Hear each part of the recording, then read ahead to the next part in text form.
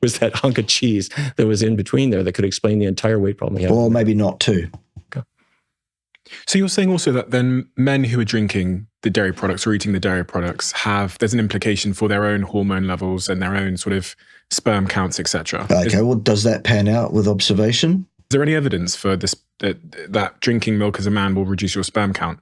Exactly. That has been discovered in New York State. Researchers went into a fertility center. A fertility center. So the people there were definitely representative of a population of people at large, were they? And you do sperm counts on men. And when you do a sperm count, what you're looking at is the count, the number of... Yes, that's what a count is, Neil. Little sperm.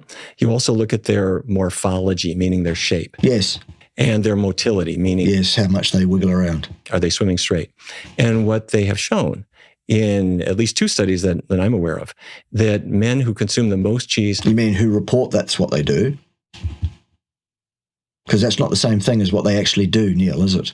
Have the lowest sperm counts and the worst motility and morphology. Motility. Yeah, but okay, so what? Morphology. And the reason... And what were the absolute outcome variables that were measured in the study? What were the magnitude of changes? Give us some actual information. Other than just saying, a study was done and this was far worse in my opinion. You want to talk about research, Neil? Bring it up. Let's talk about it. Of course, is you're swallowing estrogen every day, but it gets worse than that. When you eat cheese, you're eating something that's 3/4 fat. That's fine. No problem at all. It's really high in calories. No, it's not still, Neil. And added to your chicken fat. Well, it's only high in calories when you release those calories in a bomb calorimeter. Because by definition, that's what a calorie is. Whatever it's in the form it was delivered in, the cheese, it doesn't have any calories at all.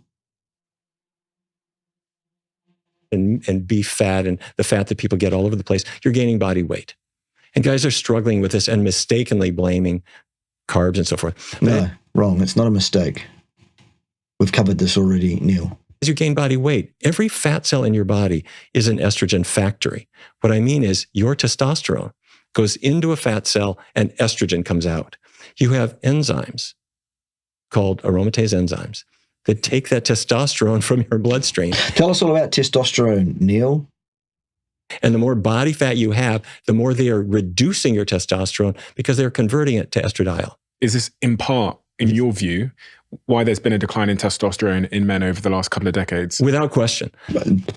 Well, Neil, I think you need to look more widely because there are many things going on that are vastly, vastly effective in recent times regarding the fertility of men. Many. I can reduce your testosterone level within a matter of a couple of weeks. I believe that, Neil.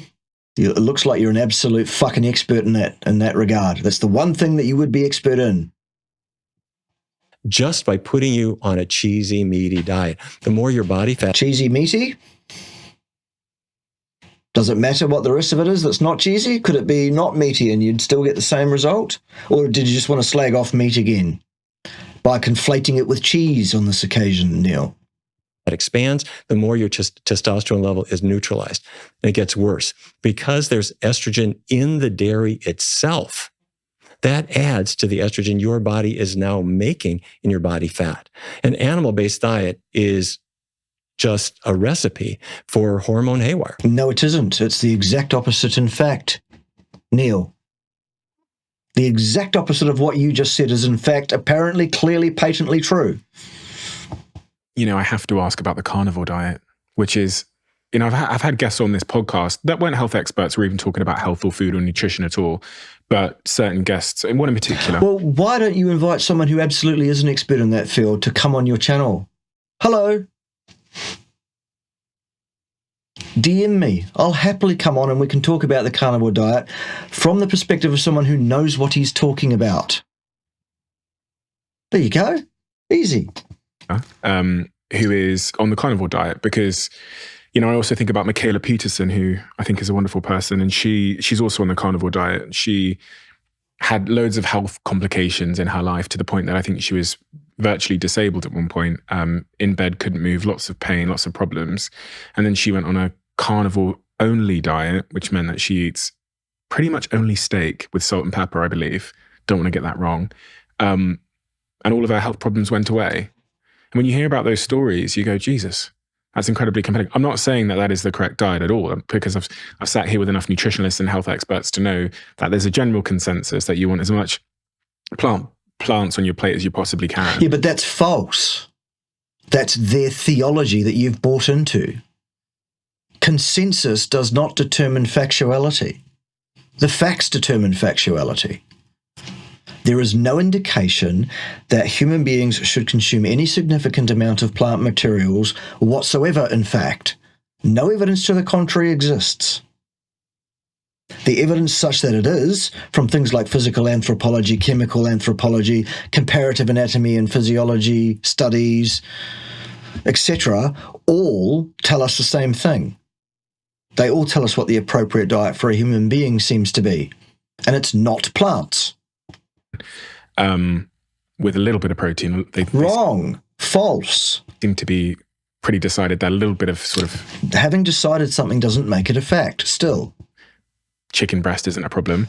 But there is a school of thought, and there are a group of people that just eat meat alone. Yes. Well, and associated fat. And they seem to be doing okay. Yes, it's because of the alleviation of the Randall cycle that they achieve in so doing. But also, it's a diet that is complete and replete in terms of all the required nutrients for a human being on a daily basis. And as such, they can do it for decades and decades and decades on end and have idealized body mass composition, remarkable health and robustitude, etc., masculinity for those of us who are masculine, femininity for those of them that are of the feminine persuasion, and everyone in between, super intelligent shades of the colour blue. I don't care. They all do well on a carnivore diet, and they don't quit within 5 years, and they don't cite catastrophic health failures. Is there any research that has been done on people that are on a carnivore diet that you're aware of? Not really. There's a couple of prospective cohort studies available. That's it. I don't know. The answer is no. Haven't really looked at the carnivore diet very well. It's a ludicrous diet. No, it isn't, Neil. What's ludicrous is you presenting yourself as a health expert. It's you attempting to comment remotely competently on the science, a thing about which, despite a number of publications in your name, it's absolutely clear that you don't know anything about. You are a propagandist, a theologue, a misanthropist, and you're a criminal, basically. First of all, it's very fiber deficient, and somebody... There is no such thing as a fiber deficiency, Neil. The exact requirement for fiber in the human diet, still 0 grams, not 1 gram ever. Like that is going to spend hours in the bathroom. Wrong, Neil. The exact opposite of what you just said is apparently true. The exact opposite. Okay? Struggling. No, Neil. Not at all. Once a day, pretty much every day, set your clock by it, sit down, lay a rope, no stress, no strain, no problems, not even broken into stanzas, Neil. Nice McDonald's ice cream machine effect. Done. We're out of here. Less than 2 minutes, the whole procedure. Good. What's next? They go to the bathroom because they're not getting any fiber. Wrong. False, Neil. Complete fantasy, absolute garbage. No. So that person goes to the drugstore. No, they don't. Still. They'll get Metamucil, which No, they don't. Still, Neil. Because I still don't do any of those things. And I also consume no fiber to speak of on a daily basis. Psyllium fiber. Grundle, fetch your cloth. Which is a seed fiber, because they don't want to eat the seeds, but they'll sell you the fiber to counteract it. You're getting a massive amount of cholesterol. Now, so what? The one thing you could say for it is if a person says, well, I'm chucking out a bunch of just sugar and I'm chucking out the cheese and so forth, and I'm focusing on meat. Well, half of what you're doing is good, is you're getting rid of some other things that were frankly... That's exactly what you're promoting with your stupid, ludicrous, theologically based dietary pattern, Neil. It's exactly the same argument. And you lack the self-awareness to even see what you're doing, which is slamming your own door in your own face. It's hilarious. Not so good for you. The donuts and things aren't very good, but a meat-based diet is a romantic fantasy. No, it isn't, Neil. The exact opposite of what you just said is true, in fact. When people think of themselves as hunter-gatherers, we are gatherers first. No, we're not, Neil. That's your opinion and it's false, demonstrably. Hunters second. No, because 80% of our intakes, Neil, were in the form of animal flesh and associated fat, and about 20% in the form of largely fibrous, rooty, tuber style things that were available before we selectively bred completely different ones, which largely were broken down not to starch or glucose or anything like that, Neil, but in fact short-chain fatty acids a little bit because of the fermentation of such fibrous materials. That's about it. Okay? No plant material to speak of at all in the human diet throughout the vast majority of the last, well, at least 350,000 years in our current speciation. So what you're saying is absolutely, demonstrably, clearly false. What's next? Our nature is not to be racing over the hilltop and capturing an antelope. That's false, Neil. Absolutely, demonstrably false. Have you never seen a cave painting, Neil? Cave paintings of lots of people sitting around eating salads, is it? No, it isn't. Is there anything more fucking ridiculous than this buffoon in the world, other than Mike the fucking vegan? Perhaps. And bringing it back to the applause of our families. That's a romantic notion that people like to pretend. And no, that's your opinion, Neil, and it's vapid, vacuous, and it's the opinion of an imbecile. Look at human cultures over the millennia. Right, well, hang on. What do you know about that, Neil? How many millennia have you been alive and observed these things over? We are clearly designed for and have followed either an exclusively plant-based... No, that's absolutely false, Neil, clearly and patently, isn't it? Yes, it's false. Good. Or a mostly plant-based No, diet. Neil, false. Now, that said, we'll take what we can get. When people don't have tremendous means, if a rabbit comes by and they can capture them in their snare and they'll eat them, they will. Having said that, I have to say I put this question to Richard Leakey some years ago. Who? And I asked him, I said, who's that? Richard Leakey was a wonderful paleoanthropologist. His father was Louis Leakey, and Louis Leakey is the one who launched... You were asked about his son, Neil. Jane Goodall into Tanzania to study chimpanzees and Diane Fossey to study the gorillas. Louis Leakey was a wonderful paleoanthropologist. And his You said that, and you still haven't justified the status of wonderfulness. son, Richard, worked for many, many years in Kenya and died recently. But I put this question to him. I said, all the work that you've done studying human behavior and human diets, aren't we naturally carnivores? Yes, we are.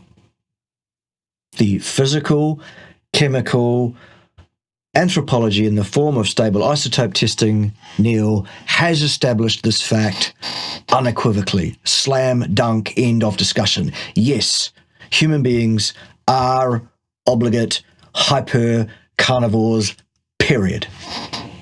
What's next? And he looked at me in the eye and he said, understand, we are not carnivores. Wrong, Neil. And never have been. Wrong, Neil. The evidence in the form of the anthropology I've just described is in. You are wrong. Period. Carnivores. What allowed people to start to eat as if they're carnivores was the advent of the Stone Age. No, it wasn't. Not at all. When we were able to make stone tools. No, Neil. False. Sharp, pointy sticks work just as well. That became axes and arrowheads. Left to your own devices, without those tools, you can't chase down a deer or an antelope. How long ago do you think we developed the ability to hunt animals using tools, Neil? This is just embarrassing for you now. This is beyond ludicrous. Might occasionally get some roadkill or something like that. Roadkill? There weren't any fucking roads, Neil. Or not roadkill, but you know what I mean. No, we don't, Neil. And I don't think you do either. You could scavenge from something left over by a lion or a hyena. Yes, we did that too. And in fact, that he believed that is how meat eating began. In humans, yes, of course. We scavenged before we learned how to hunt. Yes. Was that there was kill That makes perfect sense, doesn't it? left over in a carcass that wasn't fully eaten by an actual carnivorous animal. Yeah, yes, like a human being is an actual carnivorous animal. So is a hagfish. That's carnivorous animal too. No sharp, pointy teeth. Whoops.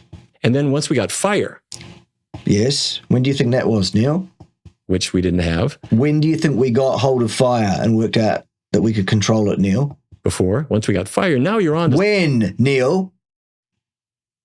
It's at least 800,000 years ago.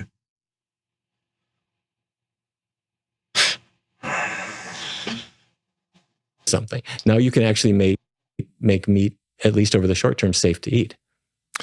I want to talk a lot more about Meat is perfectly safe to eat over the short, medium, and long term, Neil.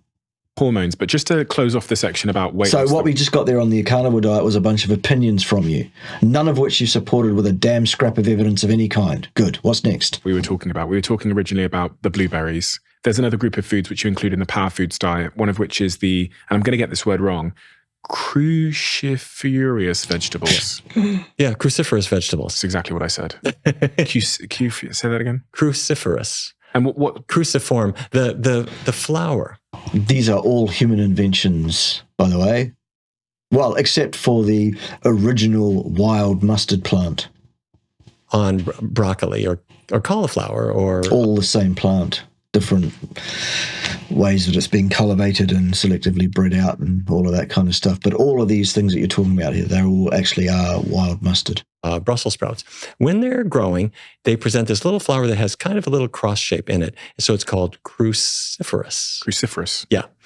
And they're healthy foods. No, they're not, Neil. Not at all. In fact, they're good in many ways. no, they're not, Neil. Not at all. Good for weight loss specifically. Yeah, they are. No, Neil, there's no evidence to support that claim extant anywhere in the literature whatsoever. False. They're one of the top foods that the Harvard researchers.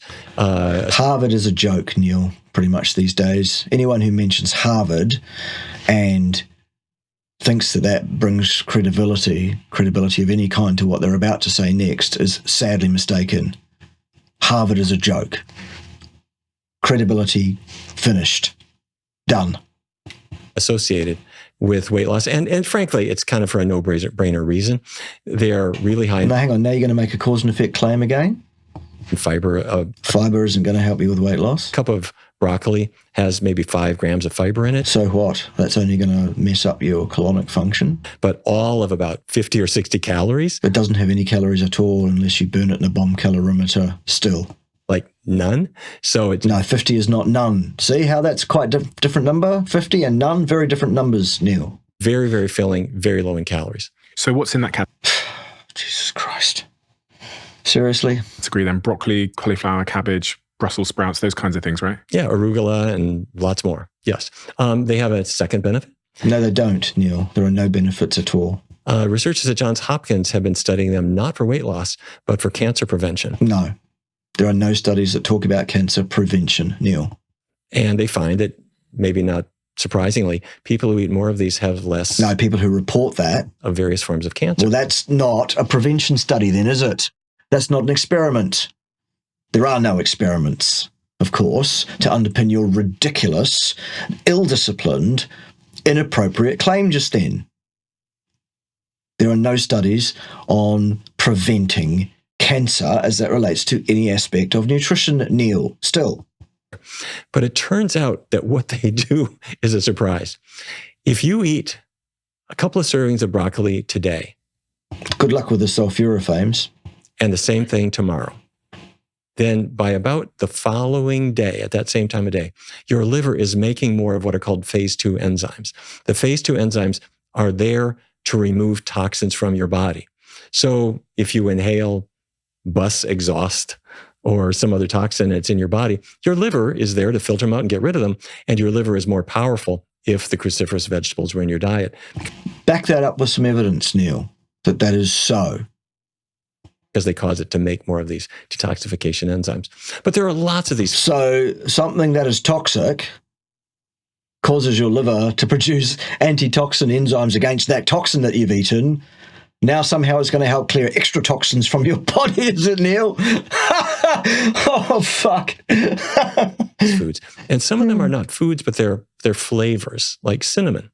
Mm-hmm. Cinnamon has a compound in it that scientists didn't know what to call it. They ended up calling it cinnamaldehyde. Researchers are not always very creative with their naming. But or anything else, Neil. Cinnamon contains this thing called cinnamaldehyde. You said that. And it's associated with weight loss. And so many things are associated with many other things too, Neil. So what? It appears that it works by increasing metabolism. No, that's not how it's going to work. So what researchers have done, there are many of these studies, but there was a 2017... There are no studies that inform on cause and effect, weight loss, and cinnamon, Neil, not one. Study where researchers, all they did in a randomized trial was give cinnamon or nothing. And this, so then there's no placebo. So there's an inappropriate control situation. Good, okay, we can forget it now. The amount of cinnamon was about 1 teaspoon. Oh, who gives a fuck? It's not a proper research design. We're done with it. Per day, which you could throw in water or whatever. And what they showed was about a 7 or 8 pound weight loss. So nothing to speak of. A matter of several weeks. How many weeks, Neil? And how many? So I'm not recommending that people just add cinnamon to bread that's slathered with butter because you can undo the power. But the whole point of the Power Foods dietary approach is rather than thinking about all the things I can't eat, let's bring in, we know that berries are good. So let's... No, we don't. Yeah, I make a muffin. And instead of muffins are no good either. Cooking it with butter, I'm going to cook it in a healthy way. And well, how are you going to do that? Because there's no healthy way to prepare a product based on carbohydrates. They're not healthy. They are contraindicated, unnecessary exogenous carbohydrates. They cause problems, Neil, like diabetes. I'm going to have blueberries in it. So the food's got to be, they have to be good so that you'll like them, so that you'll serve them to your family. And then the weight loss just kicks in automatically. A teaspoon of cinnamon per day caused an average weight loss. No, caused. No. And again, I say no. Half a pound. Still no. A week. That's on page 24 of your book, which was really surprising to me. The other thing that I found quite surprising was you talk about hot peppers. I love hot peppers. And you say that they're a great weight loss food. Who knew that hot feeling that you experience afterwards, it's not just hot on your tongue. You can put a sensor on your forehead and you will actually see the body is burning off calories. No, it's not. Still, Neil. As a result of eating the spicy food. So wrong. I'm not suggesting that people take a couple of jalapenos and just eat that, but what I am suggesting is that there are spices. There's cinnamon. There is the capsaicins. Those are the hot in the hot peppers. There's also ginger. They all have these kinds of effects where they readjust your body chemistry to be a calorie burner. No, still. Nothing to do with calories at all, still. So the foods taste great. You're not increasing your workout, but the weight comes off. And I don't want people to get modest about this. We're in a study right now. And the study has been going on for about 18 weeks now. One of the guys in the study has lost 60 pounds already. Now, I don't encourage people to lose weight that fast. And the person who's going to lose weight that fast is a person who's got a lot of weight to lose. But if you've got 5 or 10 pounds that you want to lose, or maybe 30 or 40, that'd be very typical. Let's lose it. Let's not fool around. Let's put yourself in a body that you want to be in. Right, we'll do that by feeding your body appropriately for your speciation, that being Homo sapiens sapiens, ergo the diet that is clearly, patently, demonstrably appropriate for you is hyper-carnivore. That's what you should do. It makes you feel good. That doesn't just help you to knock off that weight, but helps your arteries to open up, helps your sexual function to return, helps your mind to work today and to protect it for tomorrow. When is yours going to start working, Neil? We can do those things. It's all a question of having the information and then... Yeah, but you don't have the correct information, Neil. You are a promulgator of disinformation. Putting it to work. Is there truth in the fact that spicy foods, specifically spicy peppers, like hot peppers, reduce your appetite? They seem to, but I don't believe that is the main effect. I think the main effect is on metabolism. They do seem to affect the appetite in a helpful way, but the main effect, I think, is the metabolic increase. You said that. We see we can measure this where we bring people in. Not really, Neil. You can estimate. And you put on kind of a mask. You look like a pilot. And what I'm actually measuring is your carbon dioxide output. Right. So that's not actually a direct measure of your metabolic function because of non-metabolic CO2 production, Neil. Okay? Are we done?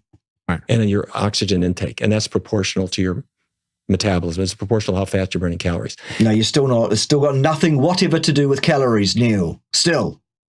And almost anything you eat will cause you to increase your metabolism while you are in the post-ingestion period. Of course it will. But two things. There are certain foods that cause a bigger burn than others. No, there's nothing that causes any burning because there's still no burning occurring. The ones that cause the biggest burn are the ones that are high in carbohydrate. No, that's false, Neil. Completely, utterly false. It's your arrogant, stupid, ignorant opinion again. But also peppers are for some reason in that category. And if a person has been on a low-fat vegan diet going into the test, they get an even bigger burn afterwards. No, they don't still because there's still no fucking burning. And that's because their body is, we believe, is more insulin sensitive. Right, so there you go. An admission that you're talking about a construct there. We believe. Here is our construct. It's just nonsense, Neil. It has no credibility. It has no scientific rigor. It's just a ridiculous idea that there's this thing called insulin resistance that occurs and that it's a pathology. No. It was before. So if I want to really increase your burn and no, still help you to get the weight off, I would not only serve you these healthy foods at each meal, but I would take advantage of the fact that they are adjusting your physiology for the long term. No, they're not doing anything long term at all, Neil. For goodness sake. What about ginger? Yeah, ginger is also, it's a relative of these other foods, where you see that capsaicin is the one that really killer spice. Ginger is kind of its first cousin, and it causes a similar effect. A weight loss effect? Yeah. No, effect is the conjugative cause that has never been established. Fuck off. And other things too. I mean, people use ginger for many, many things. Are people using it for migraines and as an anti? Sure. Many, many plants and plant extracts have various indications for utility, but not as food. Inflammatory. There's a reason that these spices have been used since time immemorial. Yes, and it's not for food. And our goal now. Food for human beings is still the flesh and associated fat of large ruminant animals mostly. Is to tackle this big issue of extra weight and just see if we can put it to work for that.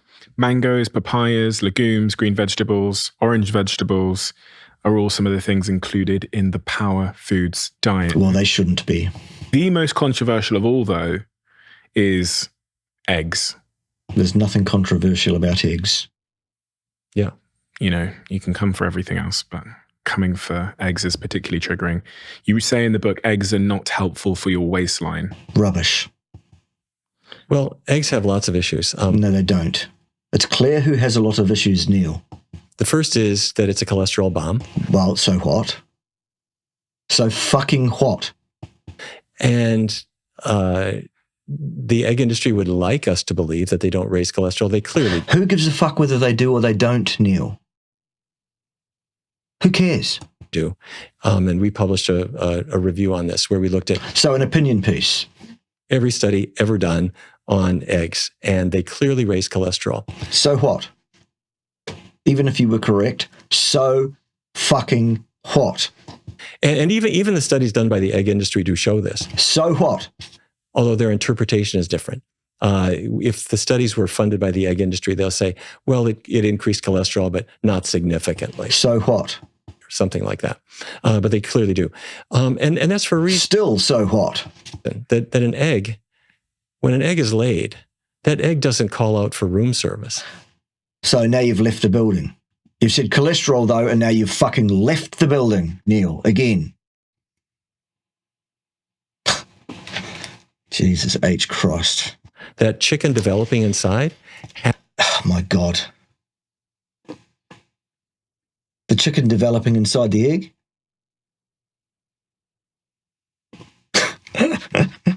Fuck me. Do you know nothing, Neil? has to make the chicken's body from everything that was in the egg. And so it's laid with Well, it would do if it was fertilized, you turd. Fucking hell. a ton of cholesterol So fucking what? because the cholesterol is an integral ingredient In life. Yes. for the animal's body. Yes, Neil. That's why it's there. Instead, you boil it and eat it, you're getting a ton of cholesterol. Yes, you said that, and the answer is still so fucking what? So anyway, you can have... So anyway, what? Eggs have a lot of cholesterol. Yes. So? eggs if you want them. I do. Not very often. But not because of cholesterol. They're just not my favourite thing. Beef is. But it's got a huge amount of cholesterol. Actually, I do like lamb a lot too. And you've said it's got a lot of cholesterol. I don't know how many times, Neil. And the answer is still, so what? And you don't need the rest of it. You don't need animal fat and good quality protein that you'll find in an egg? You don't need that, do you not, Neil? I think we can see what your problems might be, Neil. I wrote a book in 2020 which touches on a few of the subjects we've already touched on around the hormones within our body. I think hormones are a under-addressed but very interesting and very important subject matter. For someone that doesn't really understand hormones and doesn't really know the relevance of them, what are our hormones and why does understanding our hormone balances matter at all? Hormones are the director that controls everything in your body. Yes. Not units of heat energy. Correct, Neil. Good. And the old way of thinking about food, the old-fashioned way of thinking about food was, I eat a bad food, I have a disease. I eat high cholesterol foods, I'll get a heart attack. Fair But that's just nonsense. So what? enough. But what we Cholesterol does not cause heart disease, period. have now learned is that hormones control everything in your body. Yes. Not units of heat. Good. And foods control your hormones. Yes. Good.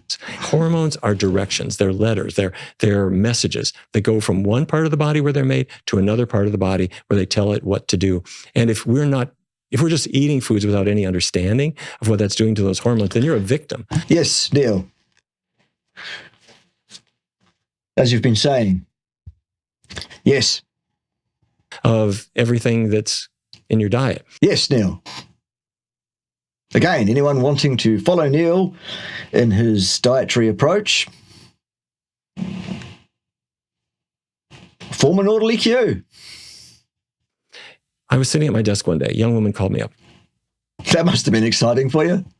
She said, I can't get out of bed. That must have been even more exciting. And a lot of women have menstrual cramps. For maybe 1 in 10, it's off the... I'm now less excited than I was before. It was a great start to the story, but really after 8 seasons, you needed a better ending than that, and perhaps more emphasis on the dragons. Scale. I can't go to work today type cramps. And that was her situation. She said, I got a business meeting. I'm supposed to be at the airport tomorrow morning, but I can't even move. Could I give her Demerol? That was her question. It's a narcotic. And I said, I can give you heavy duty painkillers for a couple of days. But I was thinking, what's causing this?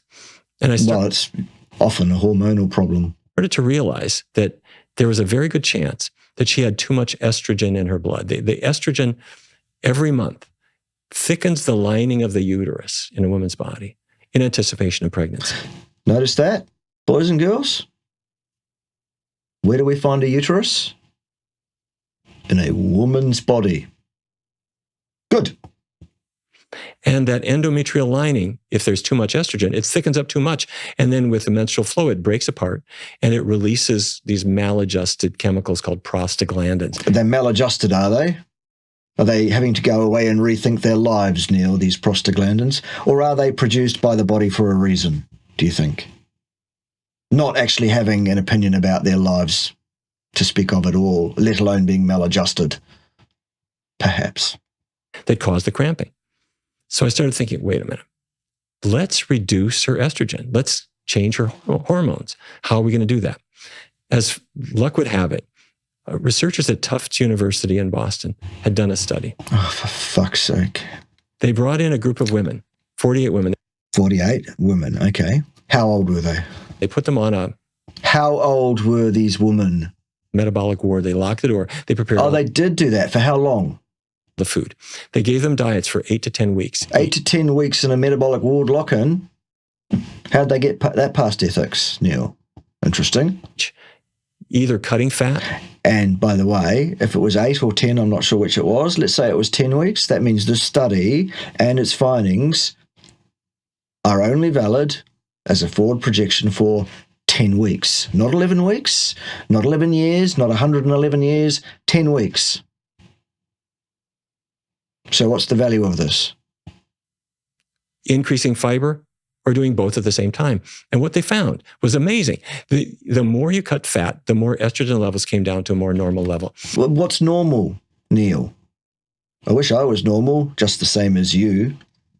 I could dress myself up formal. You're all singing in your head, aren't you? I know you are. Anyway, anyone who wishes to be normal like Neil, absolutely. Go and join Neil's merry brigade of normal people. The rest of you, stick around my channel, I think. The more that you increased fiber, again, the more that estrogen came down. Yeah, well, neither of those things are really actually hugely surprising, are they? What they were thinking about was breast cancer. If I can tame estradiol, I can reduce breast cancer risk. But no, you can't, because there are no studies that inform on risk still. I was thinking, this woman has hormone haywire that's causing her cramps. So I suggested something I don't think any doctor ever suggested before. I said, let me give you some painkillers for today, for tomorrow, so you can function. But would you like to try an experiment? Everything in your diet I want to be from a plant for the next 4 weeks. Right, so you're going to alleviate the Randall cycle. There's going to be a reduction in inflammation. The hormonal balances might... Excuse me. Dusty in here. The hormonal balances might then be improved by the interaction that the hormonal system has with the inflammasome as a result of that. So in the short term, that might be a good thing. But still, let's talk about 5 years and beyond, Neil, shall we, in terms of your plant-based diet? Shall we go through those statistics again, or are they still unchanged from what they were the first 3 or 4 times that you've ignored them? Yes, they still are the same, aren't they? Right, what's next?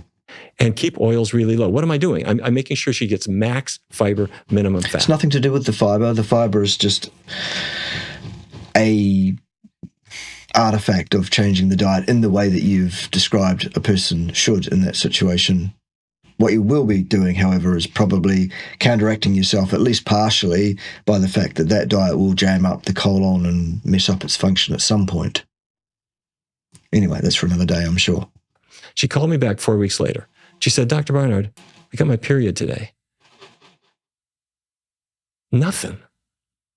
No symptoms whatsoever. Well, that's not really surprising. This is miraculous. No, it isn't. It's exactly what we'd expect.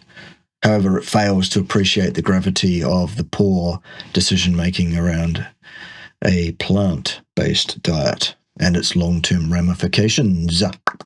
Still. Doesn't happen to me ever. And she was cured as long as she stuck with it. But then she would kind of loosen up her diet, and then the pain came roaring back. All right, so she went back to a more mixed diet again, reactivated the Randall cycle, and the problem came back. Fuck me, did it? So we then did a randomized trial. Did you? Which we published in the Journal of Obstetrics and Gynecology with our partners at Georgetown University's Department of OBGYN. And it was randomized. It was the diet versus a supplement that was actually a placebo. And it works. And the diet reduced the duration of pain, the intensity of the pain, as well as PMS symptoms like bloating and water retention and moodiness. All these things got better. Now, there's some variability. For some women, it's just cure. For others, the effect is more mild.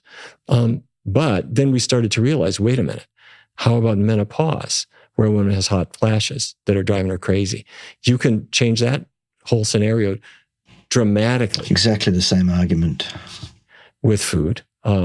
And things like thyroid function, where a person's hypo or hyperthyroid. All of these things have food connections. Yes. We need more research. Not everything is known. Right. But there is more than enough known now that people should be able to put it to work for themselves. Yes. And What they should do in that case is construct an appropriate model of the objective reality in which we find ourselves based on all the available hard sciences, which doesn't include human nutrition science at all, Neil, from which the inescapable conclusion is that human beings absolutely are and continue to be obligate hypercarnivores, and that is how we should eat. Still, nothing you have said in this video has changed my mind in that regard, not one single jot. Speaking specifically there about, I want to talk about the other things you mentioned, thyroids, menopause, etc. But on the point of fertility, a lot of people are struggling with fertility for a variety of different reasons. I think we're all getting a little bit, we're having kids later than ever before, both men and women, and fertility as a conversation is rising, and also IVF is becoming more popular for obvious reasons. What impact does our bodies, specifically how large our bodies are and how much fat we have on our bodies, have on our chances of being fertile? That has a huge effect. And are we seeing any sort of macro trends in human fertility? Yeah, we are. I mean, fertility is threatened, and it's... Yeah, by what, Neil? What is the biggest challenge to human fertility going around right now? I wonder. You see more infertility now than you've probably ever seen. Now, let me say that I'm not cheerleading for increasing human fertility. We've got more than enough of it, and I think people shouldn't feel pressured to jump into it if it's not their thing. However, for women and men who want to have kids, there are certain things that are good to know about, and one is that excess body weight interferes. Yes. No big surprise. No. When women are carrying more body weight, it's a hormone-producing organ. Body fat is not just jello in a bag. Body fat, each fat cell... You've already said this in this interview, Neil. ...is metabolically active, creating estrogens that are causing your body to be in an abnormal state. The sweet spot for fertility is, if you measure your BMI, your body mass index. The body mass index, if that's the only piece of information you have, will not give you any information of utility in any way on any topic, Neil. And if people have never done it, you just go online and you can look up BMI calculator, you put in your height and your weight. And what it'll say is that a healthy BMI is between 18.5 and 25. Which is a ridiculous statement. An absolutely fucking ridiculous statement. Over 25 is overweight. Absolutely fucking ridiculous. But within that huge, broad fork, the sweet spot for fertility is around 19 or 20. So it's not just within the healthy range, but within kind of the skinny side of the healthy range. Why does my body weight, my sort of body mass, impact how well my reproductive organs are working? Well, for men, we don't see quite so much that sweet spot. Although what we do see is that if a man acquires more body fat, what's going to happen is he's making more estrogen and losing his testosterone. So the more weight you have, the more of these sort of estrogens and testosterones the body produces. The more body fat that you have, the more a man's body will take the testosterone and convert it to estrogen. So you're losing testosterone, gaining estrogen, which is the last thing that you want. But there's another part of the fertility issue, and that's dairy products. And researchers have been looking at this for a long period of time. Which researchers? There has been concern that dairy products interfere with fertility, both for concern, perhaps. Is there any evidence that it's so? For men and for women. And Dan Kramer at Harvard University was really a proponent of this, looking at different countries and countries where dairy was just not their thing. There are a lot of countries, particularly in Asia, where dairy just isn't a thing. And there are others where it's everyday food. And you could see fertility tracking inversely with dairy consumption. Yeah, and nothing else is different between the populations being compared at all. There are no other degrees of freedom between the differences of those societies that could possibly have an impact at all, are there not? Associative data, Neil, proves nothing. There was something about dairy that was getting in the way. And no, you've just made a cause and effect claim there based on an association. No, Neil. What his theory was that it's not in this case. So it's a theory. Okay, great. Let's hear a theory. The dairy fat. He believed and wrote that it might be the dairy sugar. So what? because the dairy sugar is lactose. And it's famous because a lot of people don't digest lactose very well. But the ones who don't digest it are the lucky ones, because you're not going to consume it. The unlucky ones are people who can digest lactose, and it breaks into two sugars. The lactose sugar has glucose and galactose attached together. And when it breaks apart, that galactose, we believe, is toxic to the ovary. That's a theory, but there's Right, so who gives a shit? evidence to suggest that it's true. And our concern is not just that it interferes with fertility, but that it's also associated with ovarian cancer. So stay tuned. So associations. Okay, great. Is there a link there also with fiber and fertility? If we have a low fiber diet, will our fertility drop? We would have to think so. Because Why? Because you're absolutely designed to function with no fiber intake to speak of by 4.5 million years of doing exactly that. all of these things sort of go in the same direction. A plant-based diet tends to get your hormones in a better balance. Why though? So does a carnivore diet with no fiber. What is fiber doing inside the body that's causing my hormones to change? Right, exactly. Good question. Okay, your liver, every minute of every day, even while you're asleep, is filtering your blood. One of the things it filters out is anything that shouldn't be there. What's that got to do with the price of fish in China in 1965? A toxin or even a medication. Your liver says, I'm not sure we want this in your blood. It'll try to remove it. And excess estrogens are also removed. When they're removed by the liver cells, they're sent through into the intestinal tract. Your liver, through the bile duct, sends unwanted estrogens, excess estrogens, down into the intestinal tract, and they go out into the toilet. Except, let's say I don't have much fiber in my diet. Right. Let's say that I'm eating cheese and I'm eating a lot of meat. These don't have fiber at all. Yeah, you said in that that. case, the estrogens go down the intestinal tract, and before they can be excreted, they're reabsorbed. Nonsense, Neil. The transit time of material through my alimentary canal to the point where we're shitting it out is much, much shorter than the time it takes for you to transit any bolus of your non-food, plant-based slop that you pour down your ridiculous neck every week. Every single one of my meals transits much more rapidly than any of your meals. So stop with the fucking nonsense. Through the intestinal wall, back into the blood. Doctors call this enterohepatic circulation. I don't give a shit what they call it. It's not a problem. And so that very same estrogen molecule that your liver spotted, and it removed it, and it sent it down into your intestinal tract, thinking it was getting rid of it.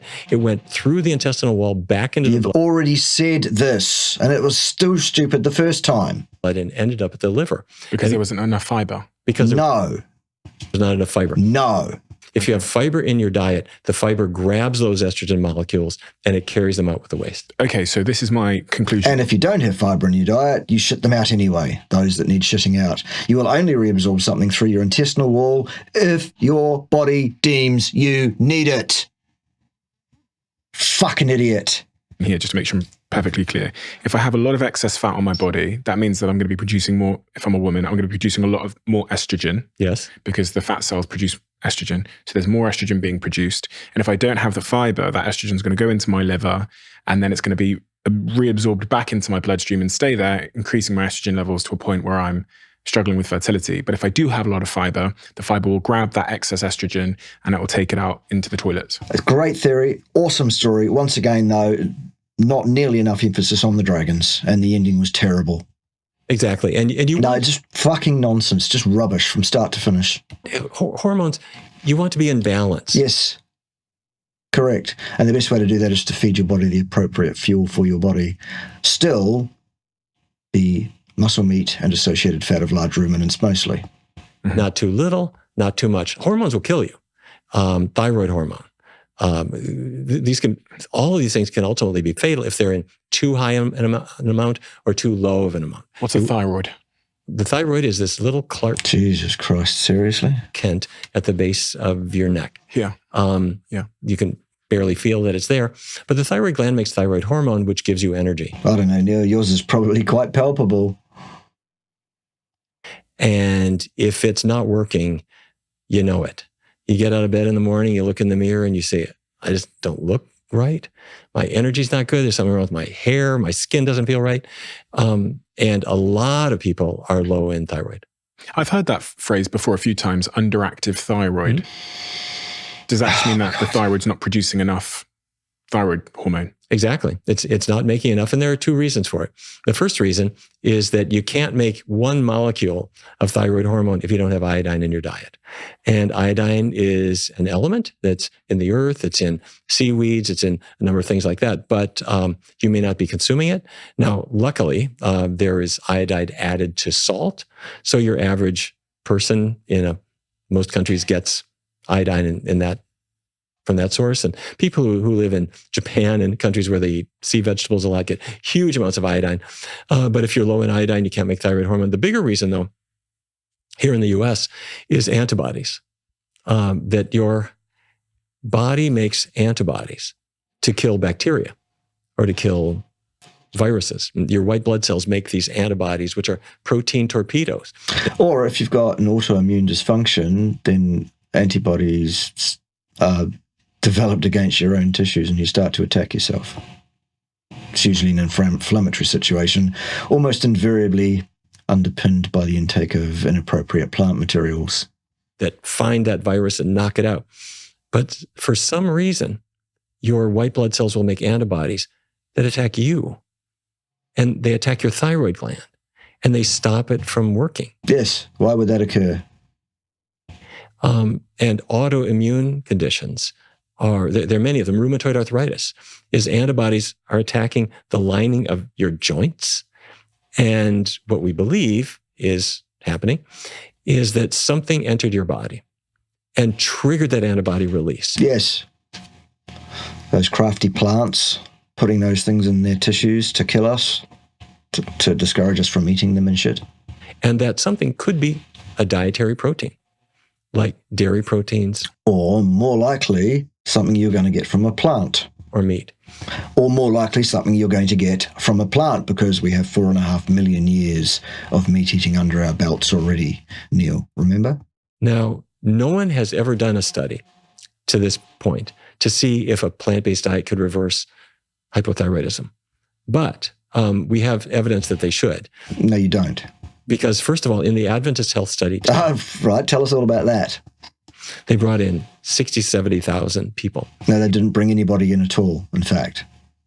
This was all done remotely by respondent data. And they showed that the people with the most hypothyroidism, the people in whom it was most common, were the big dairy consumers. No, that's not what they showed at all, Neil. Have you read the raw data? It's clear that you haven't. Have you actually looked at the observations made by those authors, those theological authors, who basically adjusted their data set out of all recognition from anything like what it was in reality to suit their theological standpoint? Go and read the raw data, Neil, and then come back to me and we'll have a discussion about it, because it doesn't show any such thing in fact. In fact, vegetarians who are eating lots and lots of milk and cheese, the dairy protein, we believe, is the trigger for this. Yeah, but you're wrong. The people who had the least hypothyroidism are the... But the fact that you believe it, Neil, doesn't make it so. Vegans. When it came to... No, that's not true either, Neil. It's 180 degrees out of phase with the reality of what was actually observed, in fact. Hyperthyroidism, the same thing happens, but the physiology is a little different. Your antibodies are now attacking the turn-off switch. So the thyroid can't turn off. You can't regulate it anymore, and you're cranking out too much thyroid hormone. They are the people who have the most risk, are the meat eaters. No, that's false as well, Neil. Completely false. There are no studies that inform on risk of any kind. None. Omnivores, people eating a lot of meat, a lot of dairy. Again, the vegans are the lowest in both. And no, they're not, Neil. That's not what was observed in the study, in fact. See individual cases, anecdotal cases of people who've changed their diets and their thyroid's improved. But what we need is a randomized trial. Yeah, and I think that's the important point, isn't it? Because I always think when I've heard people talking about the sort of meat-eating diet versus the vegan diet, my brain goes, well, you know, the fact that could be a massive stereotype and it might be wrong, so just to caveat that. But I tend to think that people that eat a vegan diet generally make better health choices outside of their diet. They tend to have more exercise. They tend to just be more... Than whom? Conscious. They tend to probably smoke less. They probably drink less alcohol. versus someone on the typical American diet who's having McDonald's, having alcohol, lots of sugar, processed foods, etc., probably exercising less. So in those sort of mass scale studies that aren't controlled and randomized, I go, it's hard to believe anything because it's impossible. These studies cannot inform on cause and effect, not one jot. I don't know the full picture. You need to just flush this down the toilet.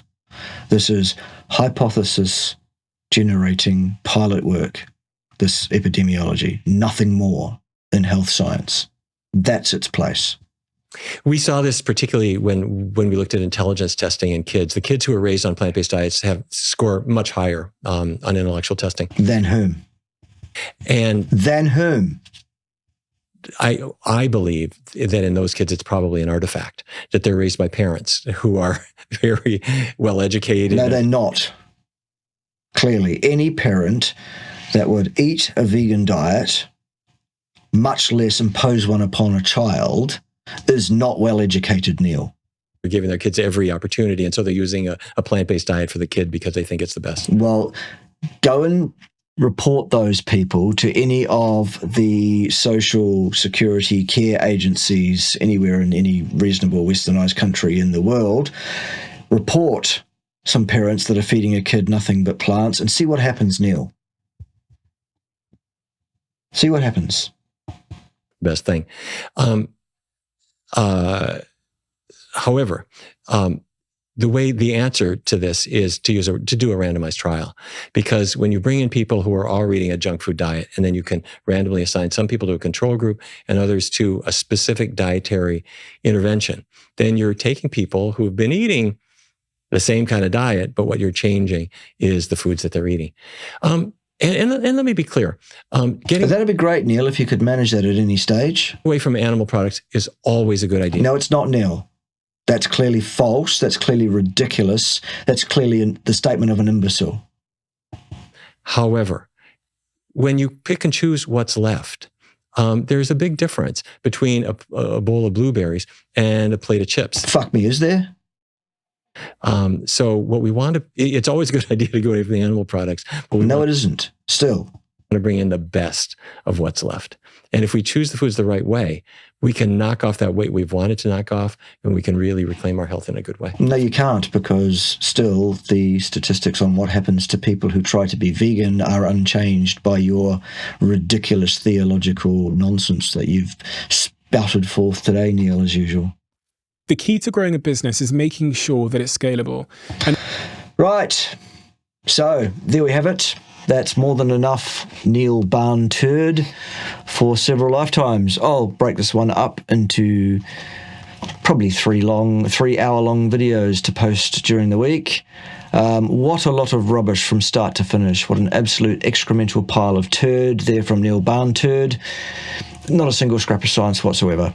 None at all, and nothing to recommend anything he had to say on any topic whatsoever. All right, join me next time when someone else will be wrong on the interwebs, because it doesn't look like slowing down, does it? No. See you then.